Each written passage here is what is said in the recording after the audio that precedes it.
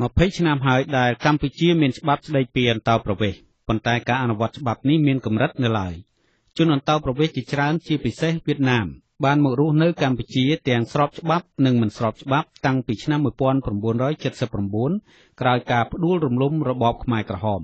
តាំងពីពេលនោះមកពលរដ្ឋខ្មែរអង្គការសង្គមស៊ីវិលនិងគណៈបកប្រឆាំងបានស្ដីបន្ទោសនិងរិះគន់ចំចំពោះប្រមុខរដ្ឋាភិបាលថាបានបណ្ដោយនិងមិនអើពើចំពោះជនអន្តោប្រវេសន៍ខុសច្បាប់ទាំងនោះថ្មីនេះរដ្ឋាភិបាលថៃគ្រប់គ្រងដោយរបបយោធាបានអនុវត្តច្បាប់អន្តោប្រវេសន៍ដោយបោសសម្អាតជនអន្តោប្រវេសន៍ខុសច្បាប់ទាំងអស់ចេញពីប្រទេសថៃក្នុងនោះទាហានថៃក៏បានចាប់បញ្ជូនពលករខ្មែរខុសច្បាប់រាប់ម៉ឺននាក់ត្រឡប់មកកម្ពុជាវិញដែរតើកម្ពុជាអាចអនុវត្តច្បាប់អន្តោប្រវេសន៍ឲ្យមានប្រសិទ្ធភាពដោយប្រទេសថៃបានដែរឬទេ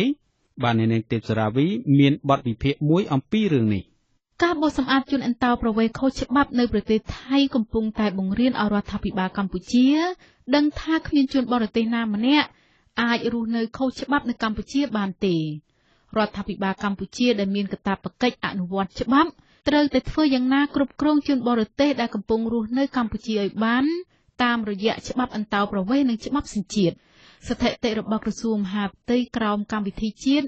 សម្រាប់ការអភិវឌ្ឍតាមបែបប្រជាធិបតេយ្យថ្នាក់ក្រោមជាតិឆ្នាំ2010រកឃើញថាអន្តោប្រវេសន៍វៀតណាមមានប្រហែលជិត 10,000 នាក់នៅទូទាំងប្រទេសនេះមិនរាប់ទាំងជនអន្តោប្រវេសន៍ដទៃទៀតផងប៉ុន្តែការស្រាវជ្រាវជាក់ស្ដែងរបស់អ្នកវិភាគខ្លះទៀតរកឃើញថាចំនួនជនអន្តោប្រវេសន៍វៀតណាមមានចំនួនច្រើនជាងនេះដោយសារតែរយៈពេលជិត10ឆ្នាំចុងក្រោយរដ្ឋាភិបាលកម្ពុជាបានអនុវត្តគោលនយោបាយផ្ដោតដីសម្បត្តិសេដ្ឋកិច្ចទៅឲ្យក្រុមហ៊ុននៅជាប់ព្រំដែនវៀតណាមនៅក្នុងខេត្តរតនគិរីនិងខេត្តមណ្ឌលគិរីហើយជនអន្តោប្រវេសន៍វៀតណាមបានសម្រុកចូលមកកម្ពុជាកើនឡើងទ្វេដងអ្នកច្បាប់និងអ្នកវិភាគខ្លះលើកឡើងថាកម្ពុជាមានលទ្ធភាពគ្រប់គ្រាន់ក្នុងការអនុវត្តច្បាប់អន្តោប្រវេសន៍និងច្បាប់សញ្ជាតិដោយប្រមូលជនអន្តោប្រវេសន៍ទាំងអស់ពិសេសជនអន្តោប្រវេសន៍វៀតណាមឲ្យត្រឡប់ទៅប្រទេសវៀតណាមវិញប្រកបដោយសន្តិវិធីនិងការគោរពសិទ្ធិមនុស្សពេញលេញតាមច្បាប់រដ្ឋធម្មនុញ្ញនិងកតិកសញ្ញាស្តីអំពីសិទ្ធិមនុស្សរដ្ឋាភិបាលកម្ពុជាអាចមានជំរឿសល្អនិងអាចធ្វើតាមជំហាននៅក្នុងការសម្អាតជនអន្តោប្រវេសន៍បានល្អជាងប្រទេសថៃដែលកំពុងតែបោសសម្អាតជនអន្តោប្រវេសន៍យ៉ាងគំហុកដោយមិនគិតគូរអនុវត្តពីការគោរពសិទ្ធិមនុស្សអ្នកវិភាគសង្គមគិតថារដ្ឋាភិបាលអាចបោសសម្អាតជនអន្តោប្រវេសន៍បានគឺទី1តាមរយៈការអញ្ជើញរដ្ឋាភិបាលវៀតណាមមកទទួលជនអន្តោប្រវេសន៍របស់ខ្លួនទៅវិញទី2ប្រសិនបើជនអន្តោប្រវេសន៍វៀតណាមមករស់នៅកម្ពុជាដើម្បីគេចវេសពីបញ្ហានយោបាយនៅប្រទេសវៀតណាមនោះរដ្ឋាភិបាលកម្ពុជាត្រូវមានជំរុំឲ្យពួកគេរស់នៅបណ្ដោះអាសន្នដើម្បីអាចស្វែងរកសិទ្ធិជ្រកកោនទៅរស់នៅប្រទេសទី3កម្ពុជាត្រូវដាក់ទោសទណ្ឌចំពោះជនអន្តោប្រវេសន៍ណាដែលរស់នៅកម្ពុជាខុសច្បាប់តាមច្បាប់អន្តោប្រវេសន៍និងទី4ចំពោះជនអន្តោប្រវេសន៍ដែលរស់នៅកម្ពុជាយូរយារមកហើយនោះ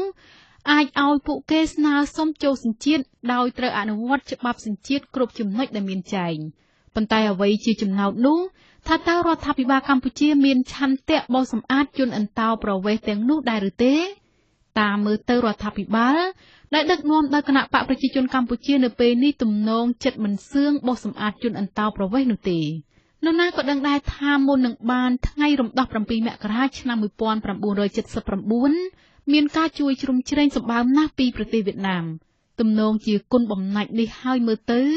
ដែលมันអាចឲ្យប្រមុខរដ្ឋាភិបាលលោកនាយករដ្ឋមន្ត្រីហ៊ុនសែនមិនចង់លេចឈ្មោះជាមនុស្សរមើលគុណនិងមិនហ៊ានអនុវត្តច្បាប់អន្តោប្រវេសន៍ឲ្យបានពេញលេញមួយទៀតជនអន្តោប្រវេសន៍វៀតណាមខ្លះមិនទាំងចេះនិយាយភាសាខ្មែរច្បាស់ស្រួលបួលផងប៉ុន្តែមានកាន់អត្តសញ្ញាណប័ណ្ណខ្មែរមានសៀវភៅគ្រួសារនិងបានបោះឆ្នោតយកទៅបោះឆ្នោតរួមផ្សំនឹងអំពើពុករលួយរ៉ាំរ៉ៃក្នុងការផ្ដល់អត្តសញ្ញាណប័ណ្ណការអនុវត្តច្បាប់អន្តោប្រវេសន៍ធូររលុងកង្វះការត្រួតពិនិត្យនៃការអនុវត្តច្បាប់កង្វះបច្ចេកទេសត្រួតពិនិត្យនិងកង្វះធនធានមនុស្សទំនងជាលំហូរនៃជនអន្តោប្រវេសន៍អាចមានកើនឡើងបន្ថែមទៀតតាមមើលទៅរដ្ឋាភិបាលកម្ពុជាដឹកនាំដោយគណៈបកប្រជាជនកម្ពុជាទំនងជាគ្មានឆន្ទៈបោសសម្អាតជនអន្តោប្រវេសន៍ចេញពីប្រទេសបានទេនៅបរិបទនេះពេលនោះដោយពាក្យដំណើរតគ្នាតែម្ដងថាទល់ដែនដាច់ខ្សែខ្មែរស្ទើរដាច់ពូជ